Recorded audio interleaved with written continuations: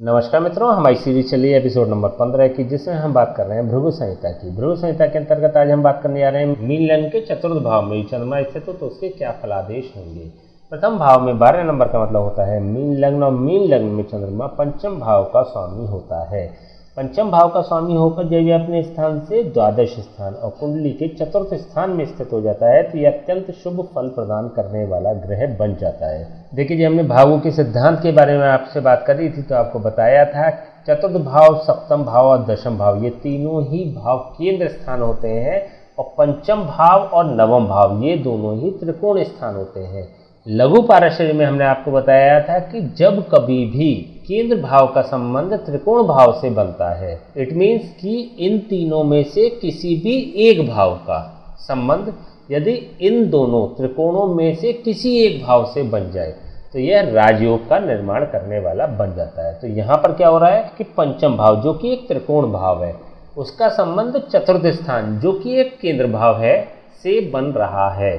हालांकि यह एक कमजोर राजयोग होता है, क्योंकि हमने बात करी थी आपसे कि चतुर्थ से सप्तम बली होता है और सप्तम से दशम बली होता है। तो इट मीन्स कि ये वाला जो स्थान है दशम स्थान, ये सर्वोत्तम बली केंद्र माना गया है। इसी प्रकार से जब हम त्रिकोणों की बात करते हैं तो पंचम से नवम त्रिकोण अधिक बली होता है। तो त्रिकोणों में सबसे अधिक बली जो होता है वह नवम भाव होता है। यदि नवम और दशम का संबंध बनता है तो ये सर्वोत्तम राजयोग का निर्माण करने वाला होता है। लेकिन यहाँ पर चतुर्थ भाव और पंचम भाव का संबंध बन रहा है तो राजयोग का निर्माण करने वाला तो यह भी होगा, लेकिन कंपैरेटिवली कम प्रभाव वाला राजयोग होता है। लघु पाराशरी के श्लोक नंबर 14 में हमने 4 प्रकार के संबंधों की भी बात करी थी, जिसमें क्षेत्र संबंध, दृष्टि संबंध, स्थान दृष्टि संबंध और सहावस्थान संबंधों के बारे में आपसे विस्तार से चर्चा करी थी। अगर आपको इसके बारे में विस्तार से जानना है तो आपको लघु पाराशरी का जो हमने एपिसोड नंबर 13 की सीरीज चलाई थी उसका श्लोक नंबर 14 आपको देखना पड़ेगा, जिसमें कि आप इस बारे में जान सकते हैं कि केंद्र और त्रिकोण के जो संबंध होते हैं वो किस प्रकार से हो सकते हैं। 4 प्रकार के वे कौन से संबंध हैं जो इनमें एक रिलेशन जनरेट करने वाले होते हैं। तो यहाँ पर क्योंकि यह केंद्र और त्रिकोण का संबंध बन रहा है तो यह राजयोग का निर्माण करने वाला होगा और शुभ होगा। देखिए, पंचम भाव होता है मान सम्मान और प्रतिष्ठा का भाव, संतान का भाव, एजुकेशन का भाव, शिक्षा का भाव, ज्ञान का भाव, 6 से लेकर 12 तक की एजुकेशन का भाव। देखिए, नॉलेज का भाव भी पंचम भाव होता है और एजुकेशन का भी भाव पंचम भाव होता है। एजुकेशन इन द सेंस 6 से लेकर 12 तक की जो एजुकेशन होती है वह भी पंचम भाव दिखाता है, और सामान्य ज्ञान, नॉलेज जो होती है व्यक्ति की, वह भी पंचम भाव ही दिखाता है। नॉलेजेबल व्यक्ति एजुकेटेड हो यह आवश्यक नहीं है, एजुकेटेड व्यक्ति नॉलेजेबल हो यह आवश्यक नहीं है। तो इसको थोड़ा सा सेपरेट रखना पड़ेगा। तो 6 से लेकर 12 तक की एजुकेशन का भी कारक पंचम भाव होता है। तो यहाँ पर इन सबसे संबंधित जो भी कंटेंट्स हैं, चाहे हम संतान की बात करें, मान सम्मान प्रतिष्ठा की बात करें, एजुकेशन की बात करें, नॉलेज की बात करें, या अन्य जो भी कंटेंट्स हैं पंचम भाव से संबंधित, उन सभी की यदि हम बात करें, उन सभी क्षेत्रों में इस व्यक्ति को लाभ प्राप्त होगा, लाभान्वित होगा, क्योंकि यहाँ पर यह इसका स्वामी सुख भाव में बैठ रहा है। हालांकि यह अपने भाव से 12th हाउस में है, व्यय भाव में। तो देखिए, पंचम भाव के जो भी कंटेंट्स होते हैं वह यदि उनका व्यय होता है तो वह और निखार वाले प्रतीत होते हैं। जैसे यदि आपका विद्या का व्यय होता है या ज्ञान का व्यय होता है तो वह और बढ़ती है। यदि आपकी मान सम्मान प्रतिष्ठा का व्यय होता है तो वह भी बढ़ती है, मतलब स्प्रेड होती है। तो इस परिप्रेक्ष्य में देखें तो यह पंचम भाव के सापेक्ष यह एक पॉजिटिव स्थिति होती है।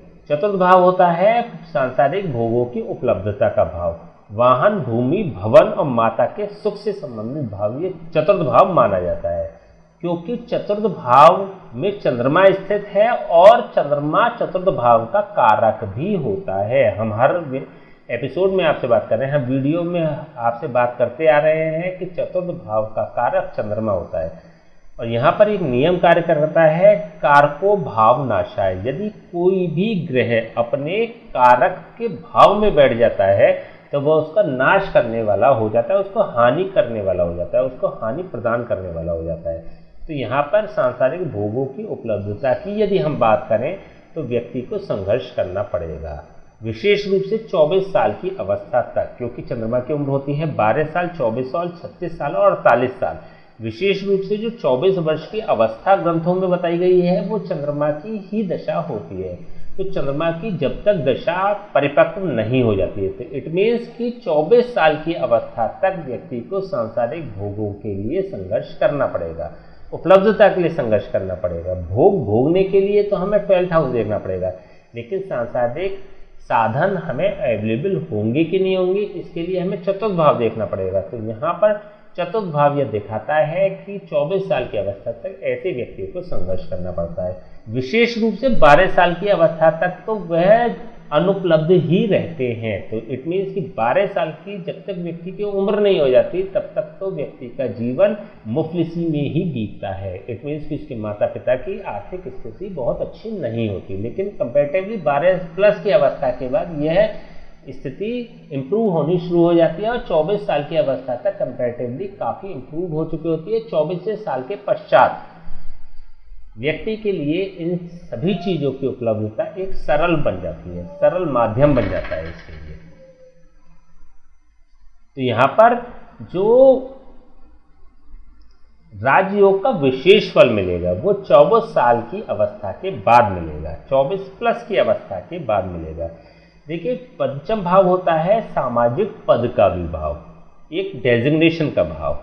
तो डेजिग्नेशन व्यक्ति को कब प्राप्त होगा? 24 साल की अवस्था के पश्चात प्राप्त हो जाएगा। 24 साल से की अवस्था से पूर्व व्यक्ति को इस राजयोग का फल नहीं मिल पाएगा। चंद्रमा की यहाँ से सीधी दृष्टि दशम भाव पर भी है। देखिए, यहाँ पर चंद्रमा अपने शत्रु की राशि में स्थित है।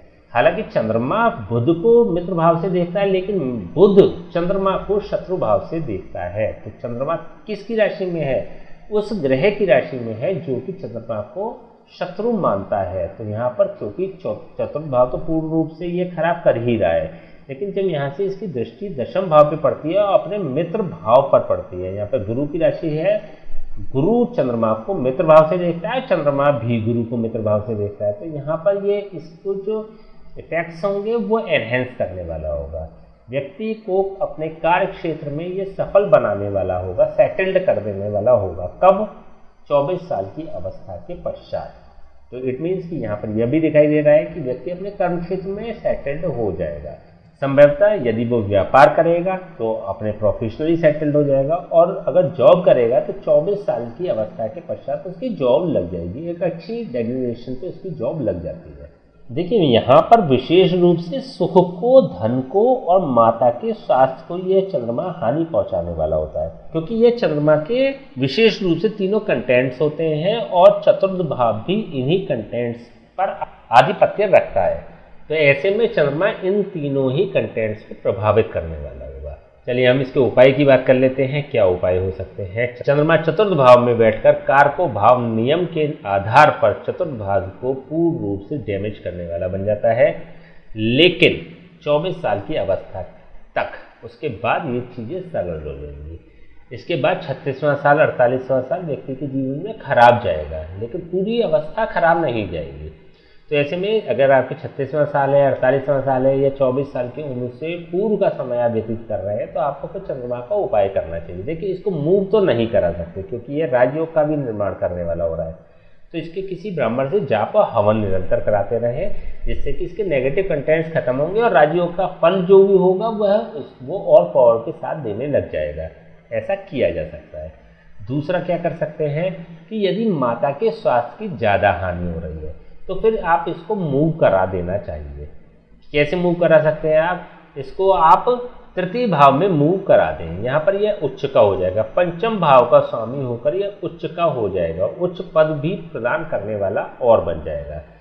लेकिन एक समय पे आकर इसको उतार देना चाहिए। जब आपको उच्च पद प्राप्त हो जाए, जब आपके माता का स्वास्थ्य बेहतर हो जाए, जब आपके धन की स्थिति सुदृढ़ हो जाए, तो आप इसको उतार सकते हैं। तो इसके लिए क्या करना है? महिलाएं अपने बाएं हाथ की कलाई में, पुरुष अपने दाएं हाथ की कलाई में चांदी का कड़ा धारण कर लें सोमवार के दिन। तो इससे यह है चंद्रमा बेहतर रिजल्ट्स प्रदान करने वाला बन जाएगा। इसके अलावा एक अन्य भी कार्य कर सकते हैं। यदि आप चंद्रमा का यंत्र गले में धारण कर लें तो यह प्रथम भाव में मूव कर जाएगा, अपने मित्र की राशि पर स्थित हो जाएगा और पंचम भाव का स्वामी होकर जब यह अपने मित्र की राशि में स्थित हो जाता है तो यह इसके पंचम भाव के प्रभाव को बढ़ा देने वाला होता है, एक उच्च पदासीन व्यक्ति को कर देता है। तो चंद्रमा का यंत्र गले में धारण कर सकते हैं अथवा मोती धारण कर सकते हैं। यंत्र को धारण कर लें चाहे आप मोती को धारण कर लें, आप कोई सा भी चीज़ धारण कर लें, आपको अभिमंत्रण तो कराना ही पड़ेगा। देखिए अगर लग्न में भी इसको धारण करते हैं तब भी राजयोग के फल आपको मिल ही जाएंगे, क्योंकि हमने पहले भी बात करी थी, जब हमने भावों के सिद्धांत की बात करी थी तब भी हमने आपको बताया था, जब हमने लघु पारस्य की बात करी थी तब भी आपको बताया था कि प्रथम भाव में, लग्न भाव में केंद्र और त्रिकोण दोनों के ही गुण समाहित होते हैं। यह केंद्र भी होता है यदि यहाँ पर बात करें और त्रिकोण भी होता है। जब इस पूरे पोर्शन की अगर हम बात करते हैं तो ये तीनों त्रिकोण भी होते हैं और इन चारों पोर्शन की यदि हम बात करते हैं तो ये चारों केंद्र भी होते हैं। तो ऐसे में ये केंद्र और त्रिकोण दोनों के ही गुण रखने वाला होता है। तो इसको अगर हम लग्न में मूव भी करा देंगे ना तो बेहतर रिजल्ट ही देगा, राजयोग के रिजल्ट ही देगा, कंपैरेटिवली और बेहतर कर देगा। तो इनमें से आप कोई सा भी उपाय कर सकते हैं। ठीक है, तो चलिए आज हमने बात करी मीन लग्न के चतुर्थ भाव में ही चंद्रमा स्थित हो तो उसके क्या फलादेश होंगे। नेक्स्ट वीडियो में बात करेंगे मीन लग्न के पंचम भाव में चंद्रमा स्थित हो तो उसके क्या फलादेश होंगे। तब तक के लिए हमें आज्ञा दीजिए, नमस्कार।